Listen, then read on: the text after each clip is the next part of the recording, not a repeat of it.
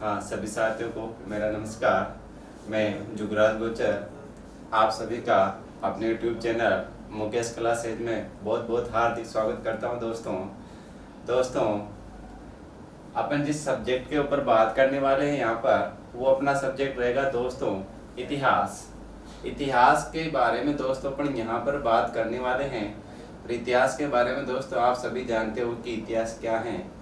दोस्तों यहाँ पर अपन अपना जो विषय है उसे शुरू करने से पहले दोस्तों मैं आपसे कहना चाहता हूँ कि दोस्तों जिन लोगों ने अभी तक भी अपने चैनल को सब्सक्राइब नहीं किए दोस्तों, वो जल्दी से चैनल को सब्सक्राइब करें और वीडियो को शेयर और लाइक करना नहीं भूलें। दोस्तों इस बात का विशेष ध्यान रखें, वीडियो को जरूर लाइक और शेयर करें दोस्तों, साथ ही चैनल को भी सब्सक्राइब करें। तो दोस्तों मैं जुगराज गुर्जर आप सभी का फिर से एक बार तहे दिल के साथ में मुकेश क्लासेज में हार्दिक स्वागत करता हूं। दोस्तों इसी के साथ में अपन अपने विषय के पास जाते हैं दोस्तों। और अपना जो विषय दोस्तों यहाँ पर क्या है, इतिहास है दोस्तों। तो दोस्तों अपन इतिहास के बारे में यहाँ पर बात करने वाले हैं दोस्तों। जैसे कि आप देख पा रहे हैं, अपन जिस विषय के बारे में यहाँ पर पढ़ने वाले हैं दोस्तों, वो अपना विषय रहने वाला है इतिहास। तो दोस्तों इतिहास के बारे में अपन यहाँ पर सामान्य सी जानकारी देखते हैं कि इतिहास होता क्या है, इतिहासकारों ने इतिहास को कितनी तरह से बताया है, और इतिहासकारों ने बताया वो किस आधार पर बताया है। इसके बाद दोस्तों अपन यहाँ पर बात करेंगे जो इतिहास है वो इतिहास के विश्व में, साथ ही भारत और उसी के साथ में दोस्तों राजस्थान में जनक कौन हो जाते हैं। इस विषय के बारे में दोस्तों अपन यहाँ पर बात करने वाले हैं। तो देखिए दोस्तों, सबसे पहले अपन इतिहास जो शब्द है आपका जो विषय दोस्तों, उसके ऊपर अपन यहाँ पर बात करते हैं कि इतिहास होता क्या है, इतिहास होता क्या है दोस्तों। इसके बारे में अपन यहाँ पर सामान्य से जानकारी। तो दोस्तों तैयार हो जाइए, अपना अपना जो विषय शुरू करने वाले इतिहास। तो आप सबका जो ध्यान है दोस्तों वो बिल्कुल यहाँ बोर्ड के ऊपर होना चाहिए। तो दोस्तों शुरू करते हैं अपन इतिहास। ध्यान दीजिएगा दोस्तों, इधर जो आपका इतिहास है दोस्तों, इतिहास कुल मिलाकर दो शब्दों से मिलकर बना हुआ शब्द से, कितने शब्दों से मिलकर बना है दोस्तों, दो शब्दों से मिलकर बना हुआ शब्द कौन सा है दोस्तों आपका, वो इतिहास शब्द है। दोस्तों इतिहास शब्द कितने शब्दों से मिलकर बना हुआ है आपका, दो शब्दों से मिलकर बना हुआ है। तो देखे दोस्तों दो शब्द आपके कौन कौन से हो जाते हैं। तो यहाँ पर देखे दोस्तों, पहला शब्द कौन सा हो गया आपका दोस्तों, पहला शब्द हो गया इति। और दोस्तों दूसरा शब्द जो हो जाता है आपका वो हो जाता है हास। ध्यान दीजिएगा दोस्तों, पहला शब्द क्या हो गया आपका इति, और शब्द दोस्तों दूसरा कौन सा हो गया, हास हो गया। अब दोस्तों अपने इतिहास के दो शब्द तो यहाँ पर देख लिए हैं, लेकिन दोस्तों ये दो शब्द हैं, इनका भी अर्थ अपने को यहाँ पर पता होना चाहिए कि जो दो शब्द आए आपको इति प्लस हास, इन दोनों शब्दों का दोस्तों अर्थ क्या होता है, इसकी भी आपको जानकारी होना चाहिए दोस्तों।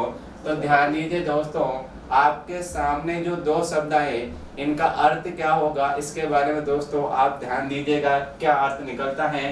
तो देखे दोस्तों, इति का अर्थ क्या हुआ दोस्तों, तो इति का अर्थ होता है दोस्तों बीते हुए समय में,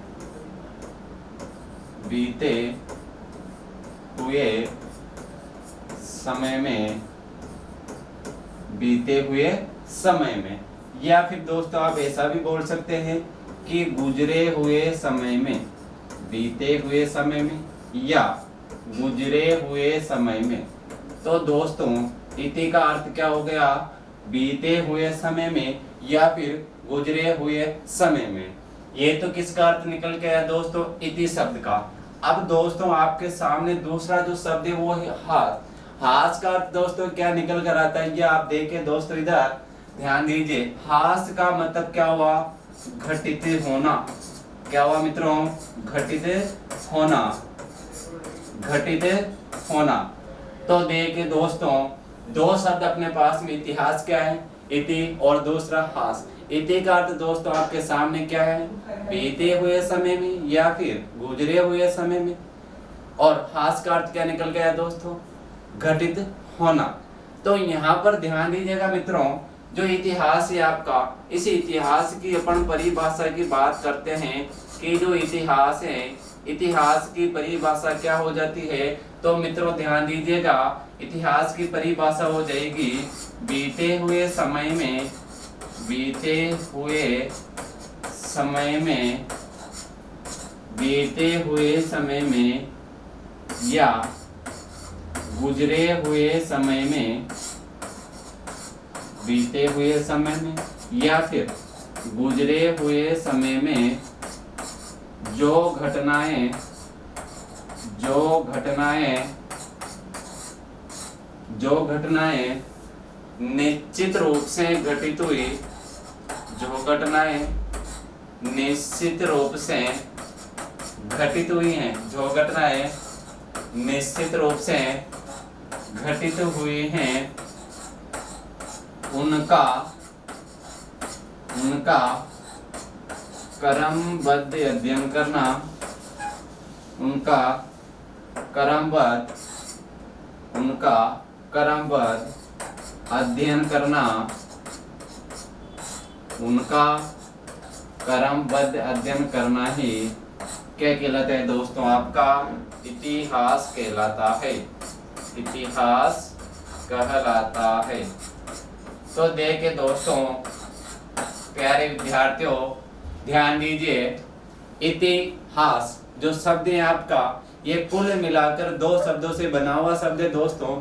और दो शब्द आपके सामने कौन से आए तो मैंने आपको बताया यहाँ पर इति, और दूसरा कौन सा होगा दोस्तों? हास। इति का अर्थ क्या निकल के आया दोस्तों? तो बीते हुए समय में या फिर गुजरे हुए समय में। हास का अर्थ क्या निकला दोस्तों? घटित होना। इतिहास की परिभाषा दोस्तों इन दोनों शब्दों के अर्थ से निकलकर जो सामने आ रही है वो आपके सामने बोर्ड पर है।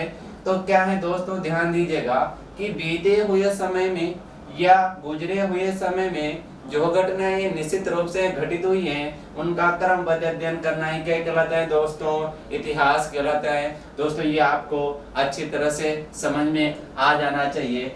अब दोस्तों आगे बात करते हैं, तो ध्यान दीजिएगा दोस्तों।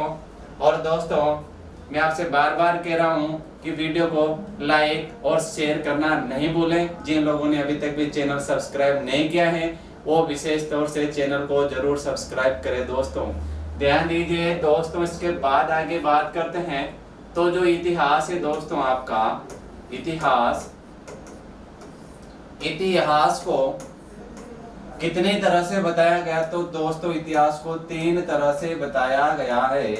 कितनी तरह से? तो तीन तरह से दोस्तों इतिहास को बताया गया है। दोस्तों इतिहास को कितनी तरह से बताया गया?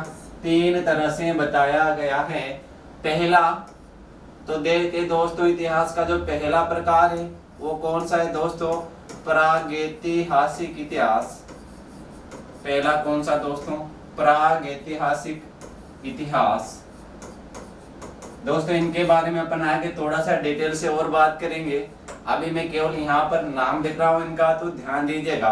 पहला प्रकार हो गया आपका प्रागैतिहासिक इतिहास। दूसरा हो जाता है दोस्तों आद्य ऐतिहासिक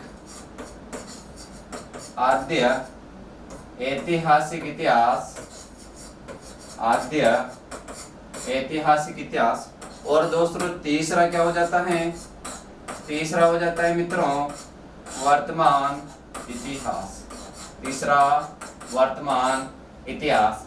मित्रों ध्यान दीजिए, इतिहास को तीन तरह से बताया गया है। और इतिहास को जो तीन तरह से बताया गया है उसमें पहला जो है आपका आता है प्रागैतिहासिक इतिहास, दूसरा आता है आद्य ऐतिहासिक इतिहास, और मित्रों तीसरा कौन सा आ जाता है आपका? तो वो आ जाता है वर्तमान इतिहास। तीसरा कौन सा आ गया मित्रों? वर्तमान इतिहास आपका आ जाता है। अब ध्यान दीजिएगा, प्रागैतिहासिक इतिहास होता क्या है, आद्य ऐतिहासिक इतिहास क्या होता है, और वर्तमान जो इतिहास है, इन तीनों में मित्रों क्या अंतर है कि इनको तीन अलग अलग भागों में यहाँ पर डिवाइड किया गया है। इसके बारे में अपन यहाँ पर बात करने वाले हैं। तो मित्रों ध्यान दीजिएगा, प्रागैतिहासिक जो इतिहास है वो प्रागैतिहासिक इतिहास क्या है? तो देखिए इतिहास का वह काल, इतिहास का वह काल जिसमें इतिहास का वह काल जिसमें किसी भी तरह जिसमें किसी भी तरह की कोई लिखित जानकारी नहीं मिलती है, लिखित जानकारी नहीं मिलती है, जिसके बारे में लिखित जानकारी नहीं मिलती है। तो मित्रों ध्यान दीजिए, आपका जो प्राग ऐतिहासिक इतिहास है वो क्या है दोस्तों? तो इतिहास का वह काल रहा है मित्रों जिसके बारे में आपको कहीं पर भी कोई लिखित जानकारी नहीं मिलती है। कहने का तात्पर्य यह है दोस्तों, अगर किसी के बारे में आपको कोई लिखित जानकारी नहीं मिली है तो फिर उसे पढ़ा भी नहीं गया, क्योंकि जब तक कोई चीज लिखी नहीं गई मित्रों तो उसको आप कैसे पढ़ सकते हैं? तो दोस्तों इतिहास का वह काल जहां पर आपको लिखित रूप में किसी प्रकार की कोई जानकारी नहीं मिलते, केवल और केवल किसी भी वस्तु मान लीजिए या कोई भी औजार मान लीजिए, कोई भी अवशेष मान लीजिए, केवल उसका आपको क्या मिलता है? प्रमाण मिलता है, लिखित जानकारी नहीं मिलती है मित्रों। तो वो इतिहास का कौन सा काल हो जाता है? प्राग ऐतिहासिक इतिहास हो जाता है। दोस्तों दूसरा बात करते हैं यहाँ पर आद्य ऐतिहासिक इतिहास होता क्या है मित्रों? तो ध्यान दीजिएगा, आद्य ऐतिहासिक इतिहास किसे कहेंगे? तो ध्यान दीजिए मित्रों, इतिहास का वह काल, इतिहास का वह काल जिसके बारे में, इतिहास का वह काल जिसके बारे में लिखित जानकारी मिलती हैं, जिसके बारे में लिखित जानकारी मिलती हैं, जिसके बारे में लिखित जानकारी मिलती है,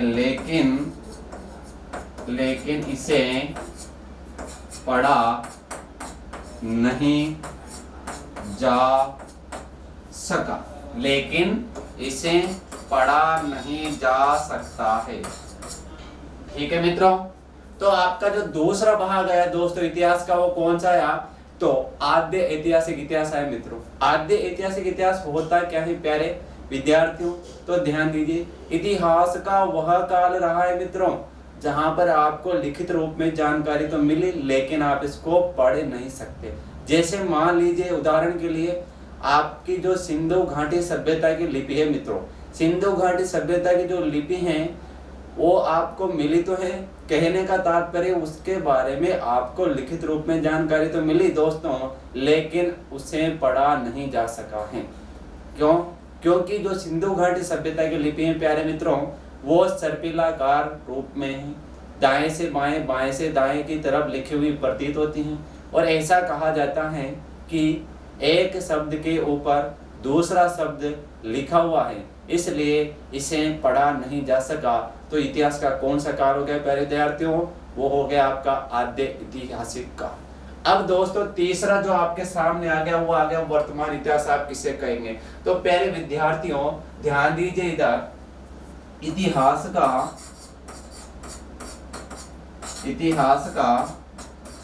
वह काल, इतिहास का वह काल रहा है जिसमें, इतिहास का वह काल रहा है जिसमें लिखित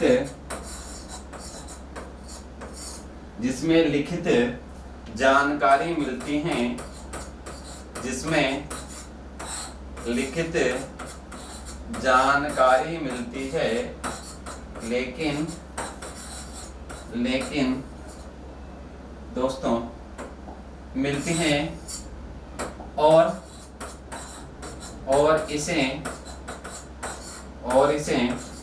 पढ़ा भी जाता है। क्या हो गया प्यारे विद्यार्थियों? वर्तमान इतिहास का अर्थ क्या हो गया प्यारे विद्यार्थियों? तो ध्यान दीजिए बोर्ड के ऊपर, इतिहास का वह काल रहा है जिसमें लिखित जानकारी मिलती है और साथ ही इसे पढ़ा भी गया है। तो विद्यार्थियों ध्यान दीजिएगा, इसमें उदाहरण के तौर पर जैसे कि बात करें यहाँ पर, तो वर्तमान में आप जो पढ़ते हैं उसके बारे में आपको लिखित जानकारी मिली तो ही तो आप उसको पढ़ पाते हैं। समझ गए दोस्तों? तो वर्तमान इतिहास का मतलब हो गया कि इतिहास का वह काल रहा है मित्रों जिसके बारे में आपको लिखित जानकारी मिली और साथ साथ इसको पढ़ा भी गया है। तो दोस्तों ये आपके इतिहास के कितने भाग हो जाते हैं? 3 भाग। दोस्तों मैं आशा करता हूँ यहाँ तक आपको सारी चीज जो है बहुत अच्छे से समझ में आ गई होगी। तो दोस्तों मैं बार बार आपसे ये बात कहूंगा कि वीडियो को लाइक और शेयर करना नहीं भूले दोस्तों, और यहाँ पर चैनल को सब्सक्राइब नहीं किया है वो लोग अभी चैनल को भी क्या करें दोस्तों, सब्सक्राइब जरूर करें। दोस्तों आगे बात करते हैं इतिहास के बारे में। अब दोस्तों ये इतिहास के सामान्य से जानकारी अपन यहाँ पर देखिए विद्यार्थियों। आगे मैं अब बात करता हूँ दोस्तों, तो जो इतिहास है तो यहाँ पर दोस्तों देखिए विश्व की बात करेंगे अपन, पहले विश्व की बात कर लेते हैं। तो ध्यान दीजिए दोस्तों, विश्व में इतिहास के जनक कौन हो जाएंगे? जो जनक है दोस्तों उनके द्वारा कौन सी पुस्तक लिखी गई, पुस्तक के अंदर कौन सा शब्द सबसे पहले लिखा गया दोस्तों, पुस्तक के अंदर किस चीज का उल्लेख किया गया है, कौन था, इसी प्रकार से भारत में इतिहास का जनक कौन हो जाता है, ग्रंथ क्या लिखा गया राजस्थान में, इन सब की अपन यहाँ पर डिटेल से दोस्तों बात करने वाले हैं। ध्यान दीजिए दोस्तों, यहाँ पर अपन डिटेल से इन सब के बारे में बात करने वाले हैं।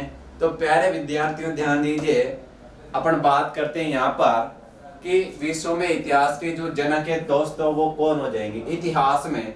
तो देखिए विश्व में इतिहास के जनक की बात करें प्यारे विद्यार्थियों तो क्या हो जाएगा नाम यहाँ पर हेरोडोट, क्या नाम हो जाएगा विद्यार्थियों, हेरोडोट्स।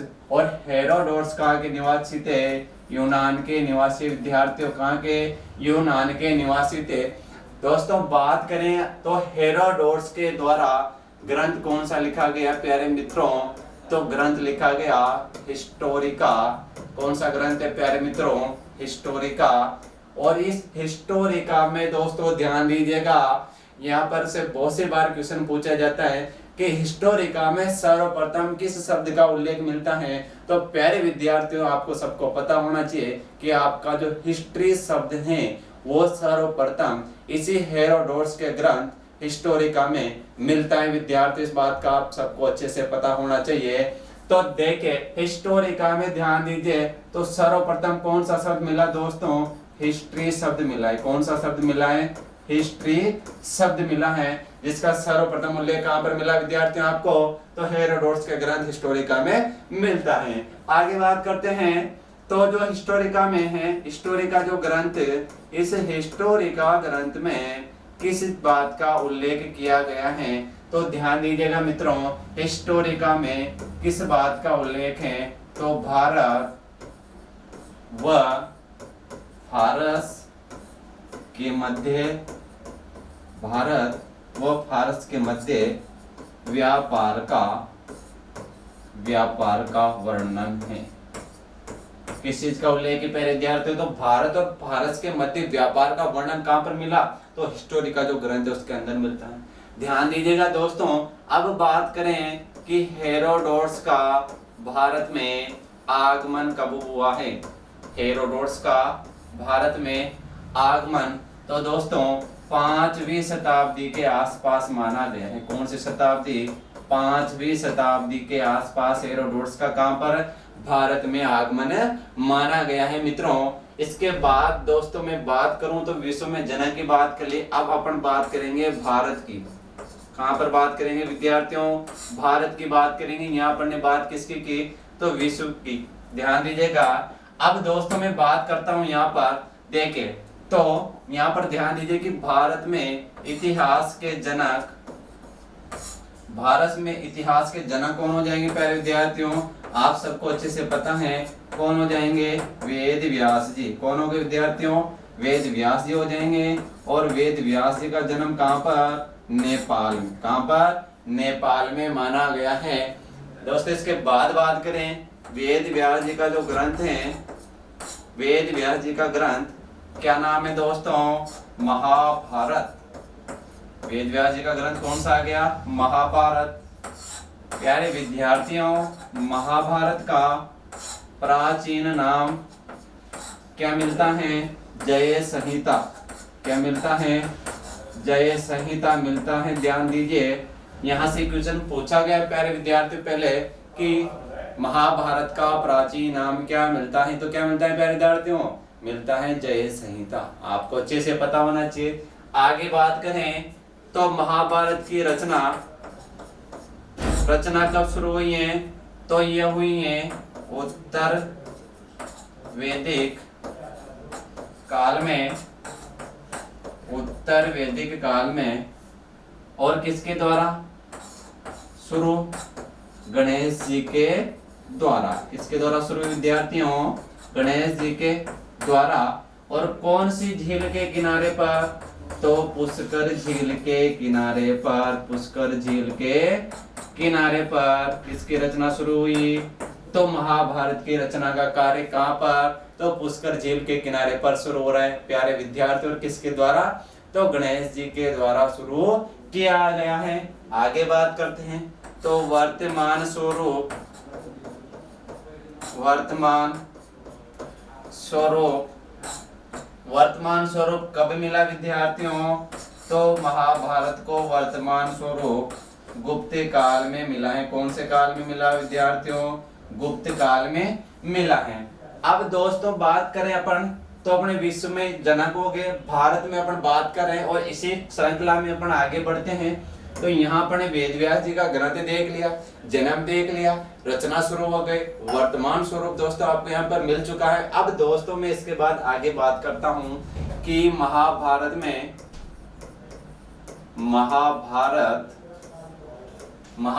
में कुल श्लोक कितने विद्यार्थियों? 1,00,000 श्लोक है। कितने श्लोक है? 1,00,000 श्लोक इसमें माने गए हैं। आगे देखते हैं दोस्तों तो जो महाभारत है, महाभारत का दोस्तों आप सबको पता है बहुत अच्छे से। और महाभारत का युद्ध लड़ा गया। और ये महाभारत का जो युद्ध है किस किस के मध्य पर था? तो कौरव व पांडवों के मध्य। किन किन के मध्य था? कौरव व पांडवों के मध्य। और दोस्तों कौरव और पांडवों के मध्य युद्ध लड़ा गया है दोस्तों। यहाँ से कितने दिन तक जो युद्ध था दोस्तों चला था। और कहा जाता है कि जो युद्ध है ये महाभारत का युद्ध दोस्तों 18 दिन तक रेगुलर चला था। कितने दिन तक चला था विद्यार्थियों? 18 दिन तक चला था। कितने दिन तक? 18 दिन तक चलने वाला युद्ध कौन सा हो गया? महाभारत का युद्ध। और ये महाभारत का जो युद्ध है विद्यार्थियों कहाँ पर लड़ा गया था? तो बताया जाता है कुरुक्षेत्र। और कुरुक्षेत्र कहाँ पर है? हरियाणा में। कहाँ पर है दोस्तों? कुरुक्षेत्र हरियाणा में। कौन सा युद्ध लड़ा गया? महाभारत का युद्ध। और किस किस के मध्य? तो कौरव और पांडवों के मध्य लड़ा गया है। ध्यान दीजिएगा। महाभारत का ही एक भाग क्या है? महाभारत का एक भाग, इसी महाभारत का एक भाग क्या है विद्यार्थियों?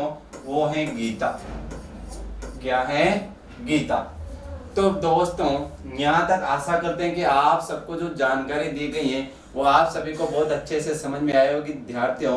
अब दोस्तों इसी के बाद अपन आगे बात करें तो अपन ने देखा कि विश्व में जनक, उसके बाद भारत की बात की। इसके बाद दोस्तों मैं यहाँ पर बात करूँ राजस्थान की।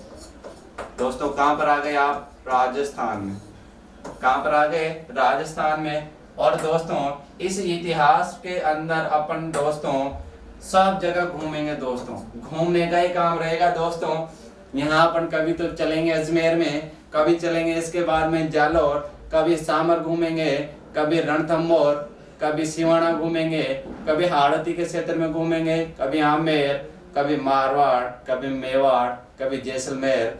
सब जगह दोस्तों अपन यहाँ पर घूमने वाले हैं। तो दोस्तों आ जाइए अपने टॉपिक पे। और राजस्थान की बात दोस्तों मैं यहाँ पर कर रहा हूँ। राजस्थान में दोस्तों इतिहास के जनक कौन हो जाते हैं? तो वो हो जाते हैं कर्नल जेम्स टोड। कौन हो गए प्यारे विद्यार्थियों?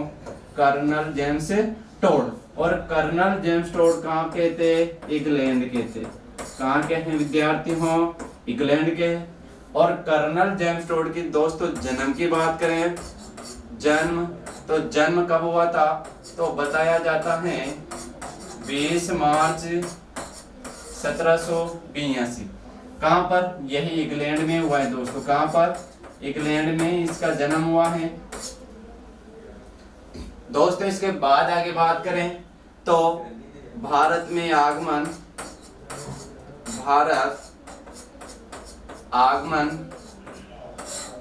तो 1798-99, या फिर दोस्तों अपन ये कह सकते हैं कि 18वीं सदी। कौन सी सदी?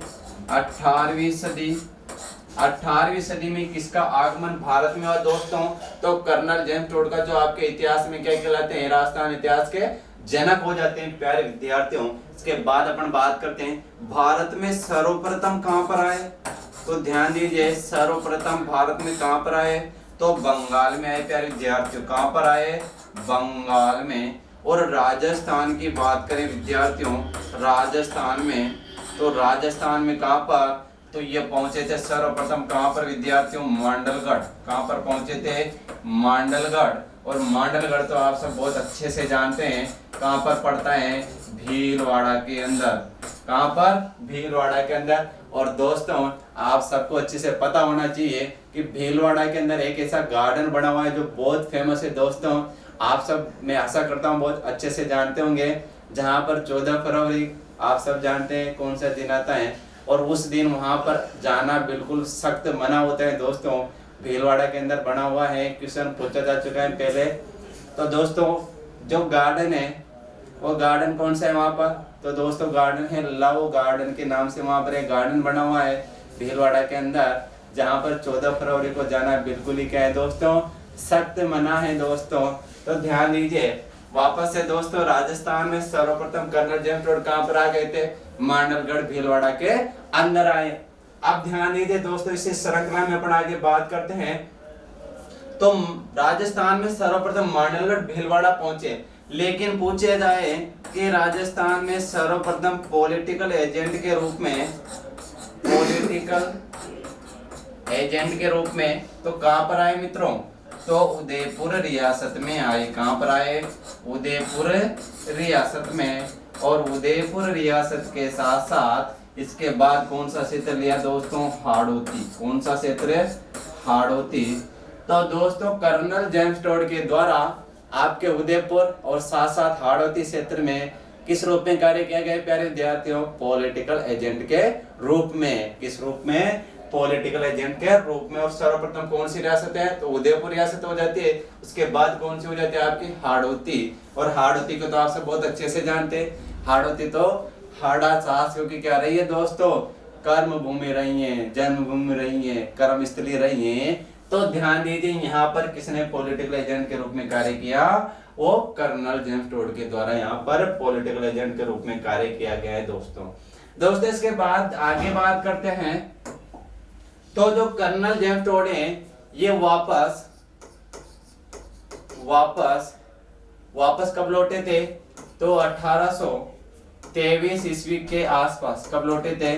1823 ईस्वी के आसपास कर्नल जेम्स टोड वापस कहां लौट जाते विद्यार्थियों? तो जहां से आए थे इंग्लैंड, वहीं पर क्या होते? वापस लौट जाते हैं। आगे बात करते हैं। देखे दोस्तों 1835 में इनकी क्या हो जाते हैं? मृत्यु हो जाती है। क्या हो गई दोस्तों? मृत्यु हो जाती है। तो देखिए दोस्तों कर्नल जेम्स टोड के बारे में अपन थोड़ा विस्तार से बात करें। अगली नेक्स्ट जो क्लास आएगी दोस्तों वहां पर अपन कर्नल जेम्स टोड के बारे में विस्तार से बात करेंगे। यहाँ पर आप ध्यान दीजिए, कर्नल जेम्स टोड को क्या कहा जाता है? राजस्थान इतिहास का जनक, साथ साथ राजस्थान इतिहास का पितामह। इसी के साथ साथ कौन से बाबा हो गए? घोड़े वाले बाबा। कौन से बाबा हो गए विद्यार्थियों? घोड़े वाले बाबा। ये सब किसके उपनाम है विद्यार्थियों? ये सब कर्नल जेम्स टोड के उपनाम हो जाते हैं। तो ध्यान दीजिए दोस्तों, मैं आशा करता हूं कि आपको यहाँ तक जो जानकारी दी गई है वो बहुत अच्छे से समझ में आ गई होगी। दोस्तों ये आपका सामान्य सा क्या रहता है? इतिहास के बारे में सामान्य सा परिचय रहता है। और दोस्तों मैं आपसे बार बार कह रहा हूं दोस्तों, वीडियो को लाइक और शेयर करना भूले नहीं। जिन लोगों ने अभी तक भी चैनल को सब्सक्राइब नहीं किया है वो चैनल को सब्सक्राइब करें। दोस्तों ये आपकी क्लास आज यहीं तक रहेगी। अगली क्लास में मिलते हैं, तब तक के लिए दोस्तों धन्यवाद। राम राम।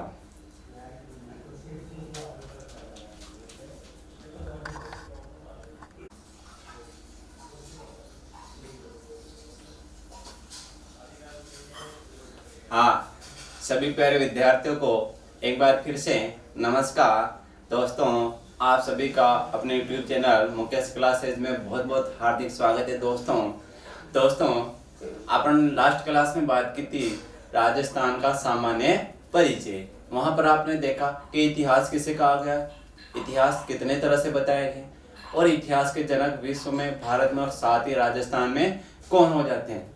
दोस्तों जैसा कि आप देख पा रहे हैं, आज जिस टॉपिक पे अपन यहाँ पर बात करने वाले हैं प्यारे विद्यार्थियों, वो आपका टॉपिक रहने वाला है राजस्थान शब्द का नामकरण। तो दोस्तों ध्यान दीजिए, राजस्थान शब्द का नामकरण जो टॉपिक है इसमें आप पढ़ेंगे क्या, इसकी मैं थोड़ी सी आपको डिटेल पहले से बता देता हूँ। तो दोस्तों ये जो आप अभी वर्तमान में बोल चाल की भाषा में या कहीं पर भी लिखावट के रूप में जो राजस्थान शब्द लिखते हैं या फिर बोलते हैं, इसे प्राचीन समय में क्या क्या कहा गया है। कहने का मतलब आप अभी जो वर्तमान जो शब्द राजस्थान उल्लेख हैं या फिर आप बोलचाल की भाषा में इसे यूज लेते हैं, तो इसे प्राचीन समय में किसके द्वारा क्या क्या कहा गया है, इसी के बारे में आज जो अपना टॉपिक रहने वाले राजस्थान शब्द का नामकरण यहाँ पर दोस्तों अपन बातें करने वाले हैं। तो दोस्तों ध्यान दीजिए, यहाँ पर बात करने वाले हैं राजस्थान शब्द के नामकरण के ऊपर। तो दोस्तों वीडियो को शेयर और लाइक करना नहीं भूलें। जिन लोगों ने अभी तक भी चैनल अपना सब्सक्राइब नहीं किया विद्यार्थियों, वो चैनल को जरूर सब्सक्राइब करें और ज़्यादा से ज़्यादा शेयर करें, ताकि ये जो आपके सामने ऑनलाइन प्लेटफॉर्म पर क्लासें आ रही है दोस्तों, ये ज़्यादा से ज़्यादा विद्यार्थियों को मिल सके। और इस कोरोना काल में जो विद्यार्थी दोस्तों घर पर बैठे हुए हैं, वो भी इसका अधिक से अधिक लाभ उठा सके दोस्तों। तो दोस्तों आशा करते हैं कि आप चैनल को ज़्यादा से ज़्यादा सब्सक्राइब करेंगे और वीडियो को ज़्यादा से ज़्यादा लाइक और शेयर करेंगे। तो मित्रों प्यारे विद्यार्थियों, अपने टॉपिक पर अपन आ जाते हैं और अपना टॉपिक क्या है आज का, राजस्थान शब्द का नामकरण। तो देखो राजस्थान शब्द के नामकरण के बारे में अपन यहाँ पर बात करने वाले हैं। सबसे पहले मैं बात करूं कि आपका सबसे प्राचीन वेद कौन सा आता है विद्यार्थियों, वो आता है ऋग्वेद। कौन सा आ गया प्यारे विद्यार्थियों, ऋग्वेद आ जाता है, ऋग्वेद। इस ऋग्वेद में राजस्थान के लिए क्या शब्द मिलता है, तो दोस्तों ध्यान दो, कौन सा शब्द, ब्रह्मवर्त शब्द मिलता है। पहला शब्द आपको राजस्थान के लिए क्या मिला, ब्रह्मवर्त शब्द मिला। कहां पर मिला, तो वो मिला आपको ऋग्वेद के अंदर। नेक्स्ट दोस्तों बात करूं मैं, तो आपका एक और सबसे जो प्राचीन या फिर धार्मिक ग्रंथ की बात करें यहाँ, तो कौन सा आ जाता है, रामायण आ गया दोस्तों। कौन सा आ गया, रामायण। और दोस्तों रामायण के बारे में आप सब लोग बहुत अच्छी तरह से जानते हैं कि रामायण क्या है। आपके जो धर्म है दोस्तों, धर्म के आधार पर रामायण को आप मान्यता जो देते हैं अपने धर्म में, जो धार्मिक ग्रंथ है प्यारे विद्यार्थियों, धार्मिक ग्रंथों में अगर आपसे पूछूं मैं कि आपके द्वारा धार्मिक ग्रंथों में सबसे ज्यादा महत्व किसे दिया जाता है, तो दोस्तों आप किसका नाम लेंगे, रामायण का नाम लेंगे दोस्तों। किसका नाम लेते हैं, रामायण का, क्योंकि रामायण के अंदर भगवान राम के बारे में क्या मिलते हैं, आपको पूर्ण रूप से जानकारी मिलती है दोस्तों। तो यहाँ पर ध्यान दीजिएगा प्यारे विद्यार्थियों, रामायण में राजस्थान को क्या कहा गया है, तो दोस्तों रामायण में राजस्थान को मरुकांतर कहा गया। क्या कहा गया दोस्तों, मरुकांतर कहा गया है। लेकिन ध्यान दीजिएगा दोस्तों, दोनों जो शब्द मिले आपको कहां से मिला, एक तो मिला ऋग्वेद से और दूसरा कहां से मिला, रामायण से। दोनों जो है आपके कैसे ग्रंथ है, धार्मिक ग्रंथ है। किस ग्रंथ है दोस्तों, धार्मिक ग्रंथ हैं।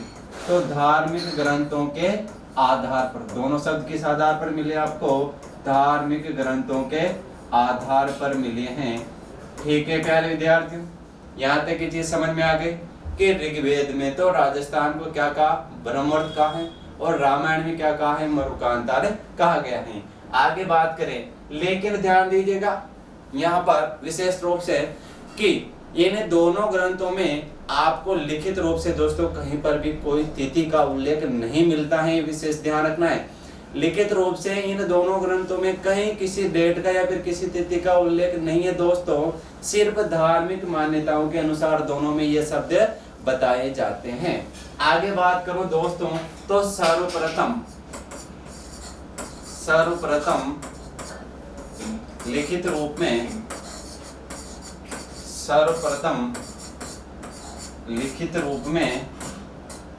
उल्लेख।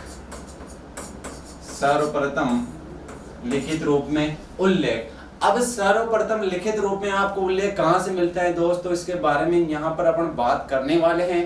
ध्यान दीजिएगा दोस्तों, लिखित रूप का मतलब क्या, तो लिखित रूप का मतलब दोस्तों यहाँ पर क्या रहने वाला है, लिखित रूप से मतलब यहाँ पर आपको ऐसा कोई ग्रंथ मिलेगा या ऐसा कोई शिलालेख मिलेगा जिसके बारे में दोस्तों आपको तिथि भी प्राप्त होगी कि इस तिथि को ये लिखा गया है या फिर इस तिथि को ये उत्कीर्ण करवाया गया है। तो इसके बारे में दोस्तों यहाँ पर अपन बात करने वाले हैं। तो राजस्थान के बारे में सर्वप्रथम जो लिखित रूप में दोस्तों जानकारी मिलने वाली है वो जो अपन नेक्स्ट बात करने वाले हैं यहीं से मिलने वाले हैं दोस्तों। तो ध्यान दीजिएगा दोस्तों, अपन बात करेंगे, मान लीजिएगा दोस्तों ये आपका ये क्या हो जाता है, शिलालेख हो गया। दोस्तों शिलालेख का मतलब क्या है, शिलालेख बोल दीजिए या फिर आप अभिलेख बोल दीजिए दोस्तों, बात एक ही है। शिलालेख या फिर अभिलेख एक ही बात है। तो दोस्तों लेकिन शिलालेख को आप प्रशस्ति नहीं बोल सकते दोस्तों, ये विशेष रूप से ध्यान रखना है। प्रशस्ति और शिलालेख दोनों अलग अलग हैं, लेकिन शिलालेख और अभिलेख दोनों एक ही बात है। आप दोनों में से कुछ भी बोल सकते हैं। तो ध्यान दीजिएगा दोस्तों, अपन बात करें यहाँ पर शिलालेख और जिस शिलालेख की दोस्तों यहाँ पर बात करने वाले हैं उसका नाम क्या आ जाता है, बसंतगढ़ शिलालेख। कौन सा शिलालेख आ गया, बसंतगढ़ शिलालेख आ गया दोस्तों। अब ये जो बसंतगढ़ शिलालेख के प्यारे विद्यार्थियों, ये बसंतगढ़ शिलालेख कहाँ पर है, तो ये अवध प्रदेश, कौन सा प्रदेश है, अवध प्रदेश। और ये जो अवध प्रदेश है प्यारे विद्यार्थियों, इस अवध प्रदेश को वर्तमान में आप क्या बोलते हैं, सिरोही। अवध प्रदेश को वर्तमान में क्या बोलते हैं प्यारे विद्यार्थियों, सिरोही। इस शिलालेख के पास में कौन सी माता का मंदिर है, तो खीमल माता मंदिर। कौन सा मंदिर है, खीमल माता मंदिर है। इस शिलालेख में राजस्थान के लिए क्या शब्द मिला, इस शिलालेख में राजस्थान के लिए राजस्थानादित्य शब्द मिला दोस्तों। कौन सा शब्द मिला है, राजस्थानादित्य शब्द। यह शिलालेख दोस्तों किस प्रथा पर आधारित है, तो दास प्रथा पर आधारित है। किस प्रथा पर विद्यार्थियों, दास प्रथा पर।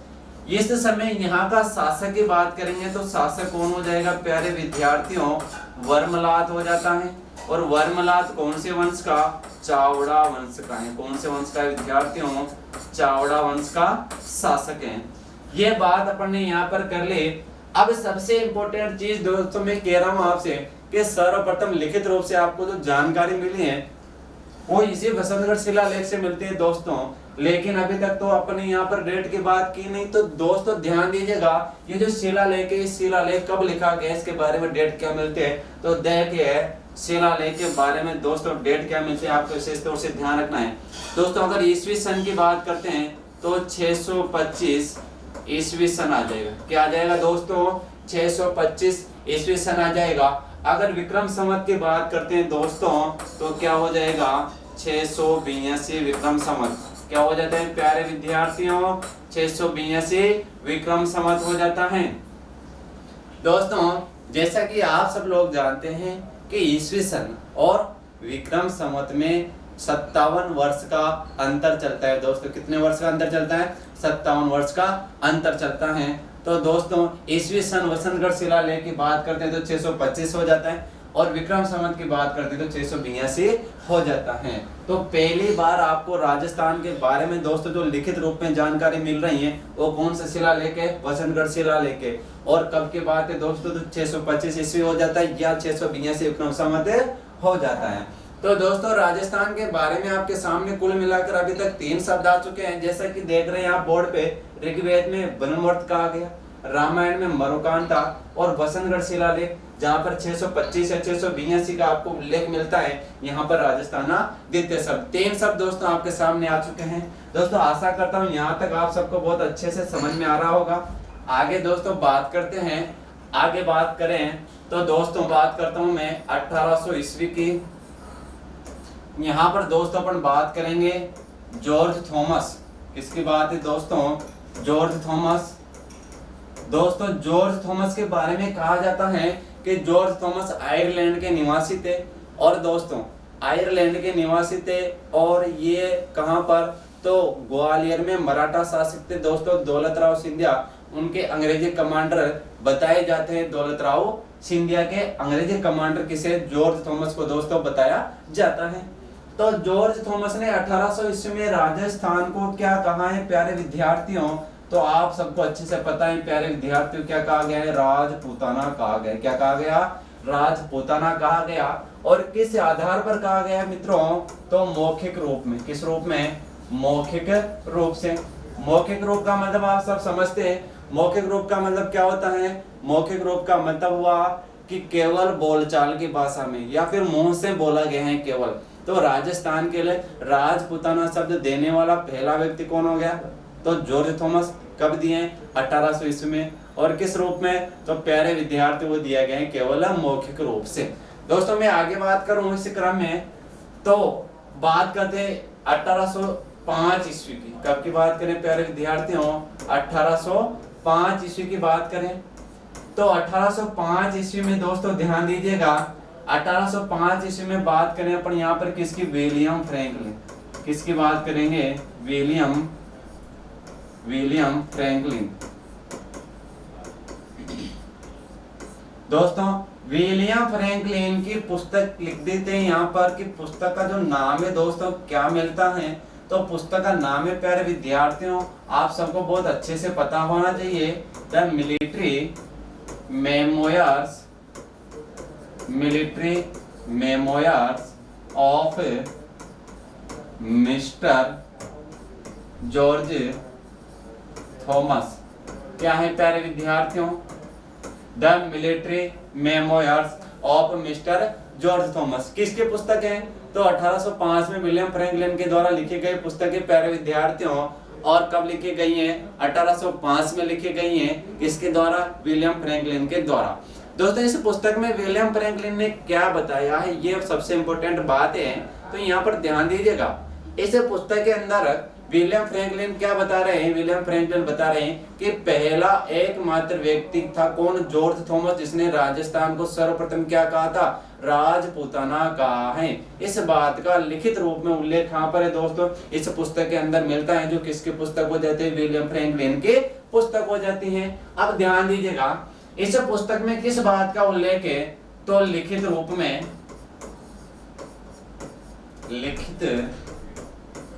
में राजपूताना, लिखित रूप में राजपूताना शब्द का उल्लेख। किस शब्द का? राजपूताना शब्द का उल्लेख है। तो ध्यान दीजिएगा प्यारे विद्यार्थियों, राजपूताना शब्द को तो मौखिक रूप से जॉर्ज थॉमस ने बताया, लेकिन लिखित रूप से बताने वाले व्यक्ति कौन है? विलियम फ्रैंकलिन है। दोस्तों यहाँ तक आशा करते हैं कि आपको बहुत अच्छे से समझ में आ गया हो। तो ध्यान दीजिए, आपके सामने राजस्थान के लिए कुल 4 शब्द आ चुके हैं प्यारे विद्यार्थियों। पहला आया ब्रह्मवर्त, दूसरा मरुकांता, तीसरा राजस्थान, और नंबर 4 पर कौन सा गया प्यारे विद्यार्थियों? राजपूताना आ जाता है। अब दोस्तों मैं बात करूं यहाँ पर 1829 की। 1829 में यहाँ पर बात करेंगे किसकी? कर्नल जेम्स टोड की। इसकी बात करेंगे दोस्तों कर्नल जेम्स टोड की। और कर्नल जेम्स टोड का जन्म, मृत्यु, आगमन, ये सारी बातें अपन ने इसके पहले वाले वीडियो में देख लिए दोस्तों। ध्यान दीजिएगा प्यारे विद्यार्थियों, अब यहाँ पर कर्नल जेम्स टोड की 1829 में पुस्तक है, पुस्तक का नाम लिख देते हैं यहाँ पर, the annals and antiquities of Rajasthan. The annals and antiquities of Rajasthan. दूसरा दोस्तों इस पुस्तक का अन्य नाम क्या मिलता है? अन्य नाम की बात करें तो मिलता है the central and western Rajput states of India. क्या मिलता है प्यारे विद्यार्थियों?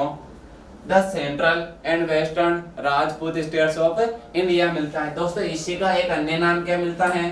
तो वो मिलता है प्यारे विद्यार्थियों टोडरनामा। क्या मिलता है? टोडरनामा। एक ही पुस्तक के दोस्तों कितने नाम हो जाते हैं? 3 नाम हो जाते हैं दोस्तों। कितने नाम हो जाते हैं? 3 नाम।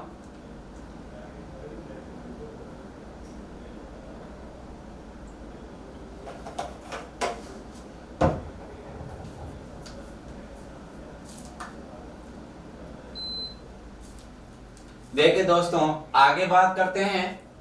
तो ये जो 1829 में कर्नल जेम्स टोड के द्वारा पुस्तक लिखी गई है प्यारे मित्रों, इस पुस्तक में सर्वप्रथम लिखित रूप में राजस्थान शब्द का उल्लेख किया गया है। दोस्तों ये बात विशेष तौर से ध्यान रखिए। पुस्तक का नाम देखे दोस्तों the annals and antiquities of Rajasthan. कहने का तात्पर्य क्या है दोस्तों? पुस्तक के नाम में ही क्या आ रहा है दोस्तों? राजस्थान शब्द आ रहा है। अगर आपसे क्वेश्चन पूछ लिया जाता है कि सर्वप्रथम लिखित रूप में राजस्थान शब्द का उल्लेख कहां पर हुआ है, तो दोस्तों 1829 में जो पुस्तक लिखी गई इसी के अंदर दोस्तों राजस्थान शब्द का उल्लेख है। क्योंकि पुस्तक के नाम के पीछे क्या शब्द आ रहा है मित्रों? राजस्थान शब्द आ रहा है। तो यहां लिख देते हैं, ध्यान दीजिएगा प्यारे विद्यार्थियों, यहां पर लिख देते हैं लिखित रूप में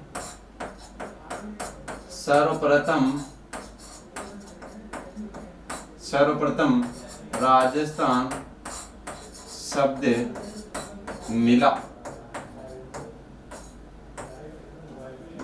लिखित रूप में सर्वप्रथम दोस्तों राजस्थान जो शब्द है वो कहां पर मिला है? तो 1829 वाले इसी पुस्तक के अंदर मिला है। दोस्तों ये जो पुस्तक है दोस्तों, कहा जाता है कि ये जो पुस्तक है कर्नल जेम्स टोड की, इस पुस्तक को किसे समर्पित किया गया?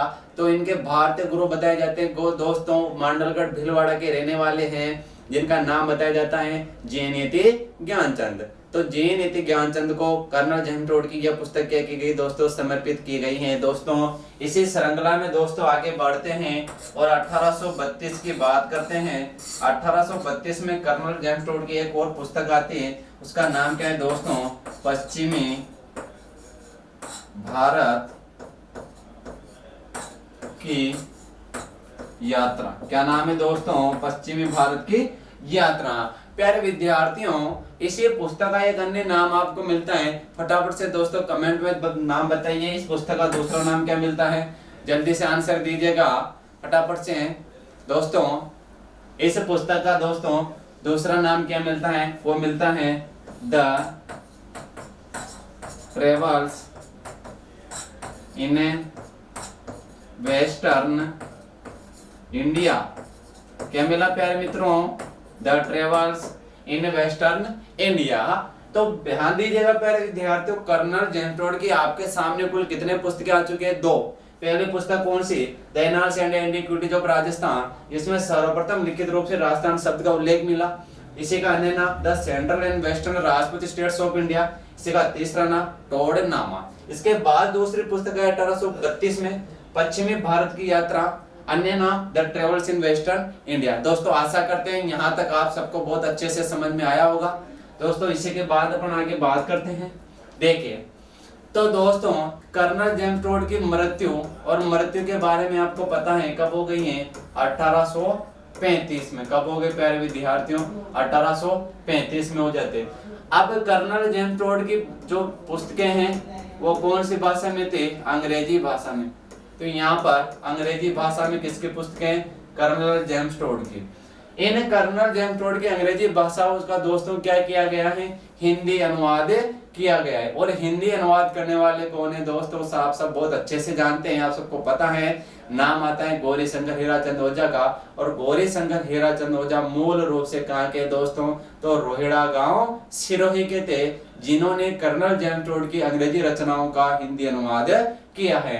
तो ध्यान दीजिएगा, अंग्रेजी भाषा इनका क्या किया गया दोस्तों, हिंदी अनुवाद, हिंदी अनुवाद। और हिंदी अनुवाद करने वाले व्यक्ति का नाम क्या है दोस्तों, वो हो जाते हैं आपके गौरी शंकर हीराचंद ओझा। दोस्तों मैं शॉर्ट में लिख देता हूं यहाँ पर GH ओझा। और ये GH ओझा जी कहाँ के रहने वाले हैं, रोहिड़ा। और ये रोहिड़ा गांव कहाँ पर है दोस्तों, सिरोही में। कहाँ पर प्यारे विद्यार्थियों, सिरोही में स्थित हैं। तो कर्नल जेम्स टोड की अंग्रेजी रचनाओं का हिंदी अनुवाद करने वाले व्यक्ति कौन है, GH ओझा। मूल रूप से कहाँ के निवासी है, तो कहाँ के हो जाएंगे, तो रोहिड़ा गांव सिरोही के हो जाएंगे दोस्तों। आगे बात करेंगे दोस्तों कर्नल जेम्स टोड के भारतीय गुरु। और जो भारतीय गुरु दोस्तों वो कौन हो जाते हैं, तो दोस्तों ध्यान रखना, क्वेश्चन पूछा जा चुका है पहले BSTC एग्जाम में। तो इनके भारतीय गुरु हो जाएंगे पहले विद्यार्थियों JNT ज्ञानचंद। और JNT ज्ञानचंद कहाँ के थे, मांडलगढ़। और मांडलगढ़ तो कहाँ पर है, भीलवाड़ा में। पहले विद्यार्थी कहाँ पर है, भीलवाड़ा में है। तो भारतीय गुरु कर्नल जेम्स टोड के कौन हो गए दोस्तों, वो हो जाते हैं आपके JNT ज्ञानचंद। दोस्तों आगे बात कर लेते हैं कर्नल जेम्स टोड की दूसरी पुस्तक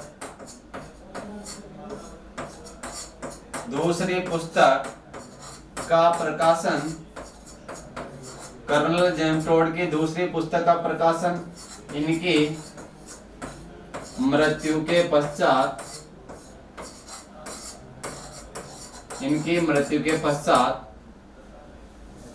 1839 में इनकी पत्नी जूलिया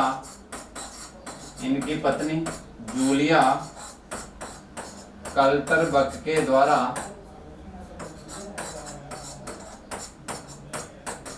किया गया। किसके द्वारा किया गया, इनकी पत्नी जूलिया कल्टरबर्ग के द्वारा किया गया है। तो ध्यान दीजिए दोस्तों, कर्नल जेम्स टोड की पुस्तकों की अपन ने यहाँ पर बात कर ली है। अब आगे बात करते हैं कि कर्नल जेम्स टोड ने राजस्थान के लिए क्या शब्द उल्लेख मिलता है दोस्तों, या फिर क्या शब्द दिए हैं राजस्थान को, इस बारे में दोस्तों अपन यहाँ पर बात करते हैं।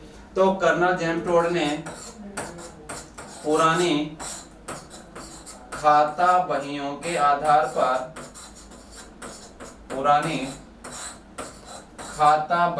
आधार पर राजस्थान को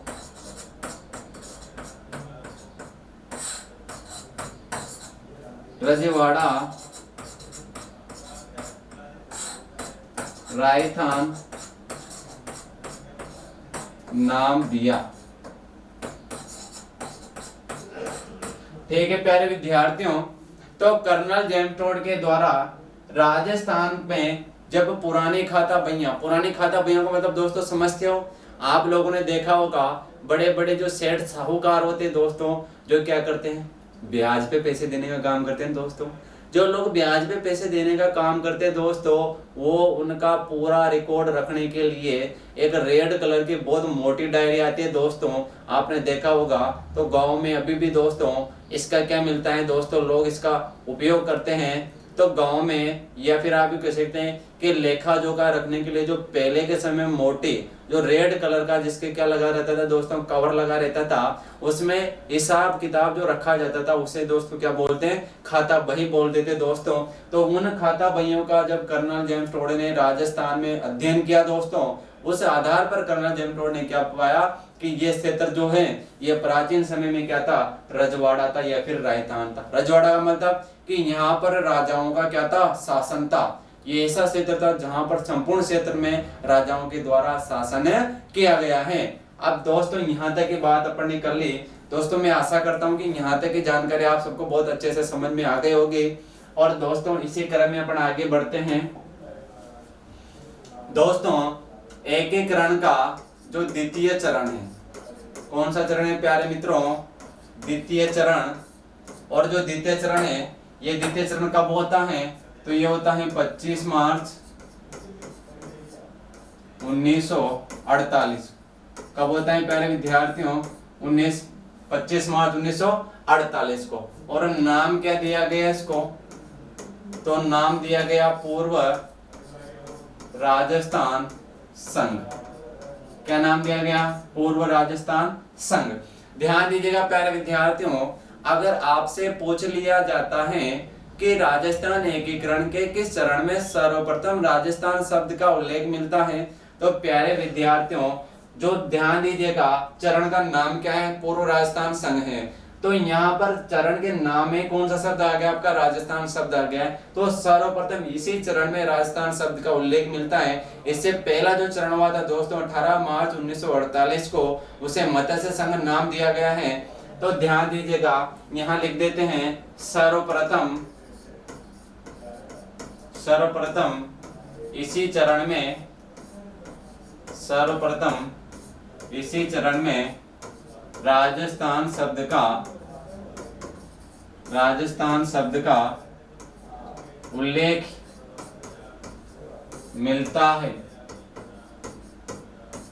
किस शब्द का उल्लेख मिलता है प्यारे विद्यार्थियों, राजस्थान शब्द का सर्वप्रथम उल्लेख तो एकीकरण के कौन से चरण में, द्वितीय चरण में मिलेगा, जिस चरण का नाम ही क्या है विद्यार्थियों, पूर्व राजस्थान संघ है। दोस्तों इसी चरण में अपन आगे बढ़ते हैं। तो मैं बात करूं यहाँ पर आपके सामने, ध्यान दीजिए कौन से चरण की, चतुर्थ चरण। और दोस्तों जो चतुर्थ चरण है, ये चतुर्थ चरण कब हो जाता है दोस्तों, ये हो जाता है 30 मार्च 1949। कब हो जाता है, 30 मार्च 1949। और इस चरण का जो नाम है, ये नाम क्या है दोस्तों, ये नाम है वरहत राजस्थान। क्या नाम है प्यारे विद्यार्थियों, वरहत राजस्थान। ठीक दोस्तों, वरहत का अर्थ क्या निकल कर आ रहा है, वरहत का मतलब आप क्या समझते हैं, तो प्यारे विद्यार्थियों वरहत का मतलब होता है बहुत बड़ा क्षेत्र। क्या हो गया दोस्तों, बहुत बड़ा क्षेत्र। वरहत का मतलब बहुत बड़ा हो गया। अब अपने यहाँ पर चतुर्थ चरण की बात करें, जिसे वरहत नाम दिया गया, मतलब कुछ ना कुछ यहाँ पर बड़ा क्षेत्र शामिल किया गया था। तो दोस्तों मैं आप सभी को बता दूं कि एकीकरण में जो आपकी राजस्थान में कुल 19 रियासतें, 3 ठिकाने और 1 केंद्र शासित प्रदेश जो बताए जाते हैं, इन 19 रियासतों में दोस्तों 4 सबसे बड़ी रियासतें बताई जाती हैं। और कौन कौन सी हैं, तो जयपुर है, जोधपुर है, जैसलमेर है और बीकानेर है। चारों सबसे बड़ी जो रियासतें थे प्यारे मित्रों, ये चारों सबसे बड़ी रियासतें 30 मार्च 1949 को ही जो चतुर्थ चरण होते हैं आपका यहाँ पर मिला ली गई है दोस्तों।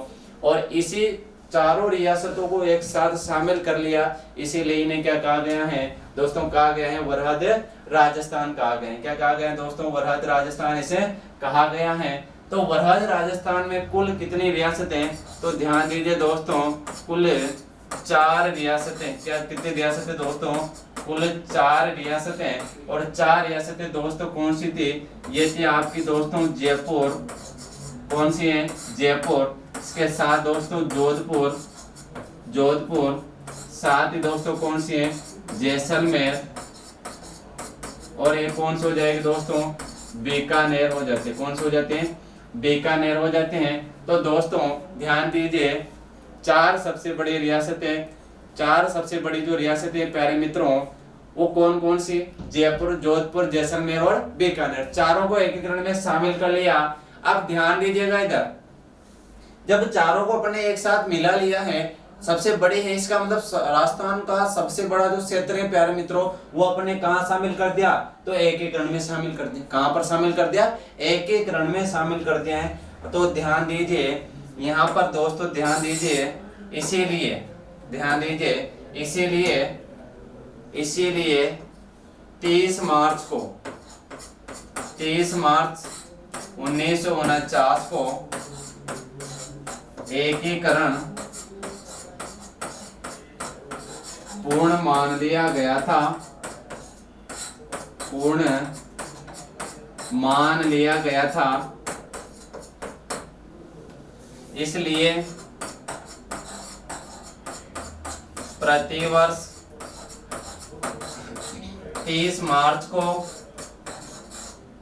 इसलिए प्रतिवर्ष 30 मार्च को राजस्थान दिवस मनाया जाता है। कौन सा दिवस मनाया जाता है दोस्तों? राजस्थान दिवस। और कब मनाया जाता है? 30 मार्च को मनाया जाता है। क्या कारण है जो दोस्तों यहाँ पर सबसे बड़ी 4 रियासतें शामिल कर ली और एकीकरण क्या मान लिया गया? पूरा मान लिया गया। इसीलिए आप 30 मार्च को प्रतिवर्ष क्या मनाते हैं? राजस्थान दिवस मनाते हैं। दोस्तों इसी चरण में अपन आगे बात करते हैं। तो आपका छठा चरण होता है, कौन सा चरण? छठा चरण। और जो छठा चरण है, ये छठा चरण कब होता है? ये होता है 26 जनवरी। कब हो जाता है? 26 जनवरी। और 26 जनवरी 1950। दोस्तों 26 जनवरी 1950 को भारत का क्या लागू हुआ था? संविधान लागू हुआ था। और इस दिन राजस्थान का कौन सा एकीकरण चरण कौन सा था? तो छठा चरण था। अब ध्यान दीजिए, छठे चरण में राजस्थान शब्द को संवैधानिक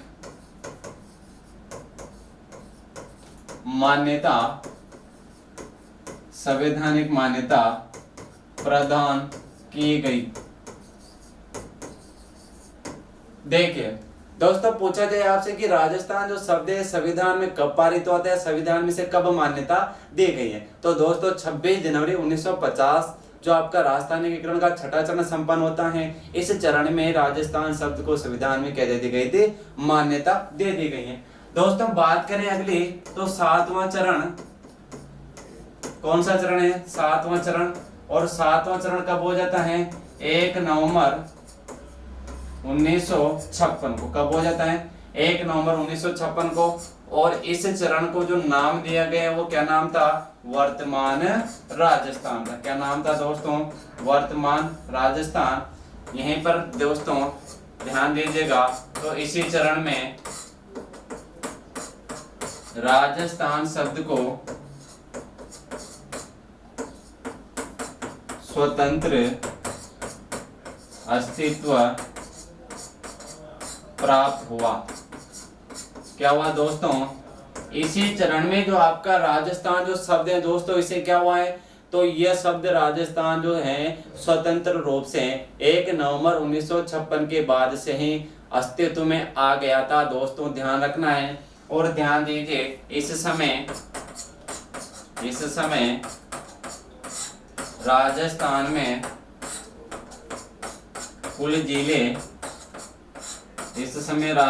में कुल जिले 26 कितने थे दोस्तों? 26 थे। और 26वां जिला 1 नवंबर 1956 को अजमेर को बना दिया गया था दोस्तों। तो प्यारे विद्यार्थियों, ये आपका कौन सा समाप्त हो गया यहाँ पर? तो ये आपका टॉपिक समाप्त हो जाता है दोस्तों। कौन सा? राजस्थान शब्द का नामकरण। दोस्तों आशा करता हूं कि यहाँ तक की जो जानकारी आपको बहुत अच्छे से समझ में आ गई होगी दोस्तों वीडियो को शेयर और लाइक करना नहीं भूलें।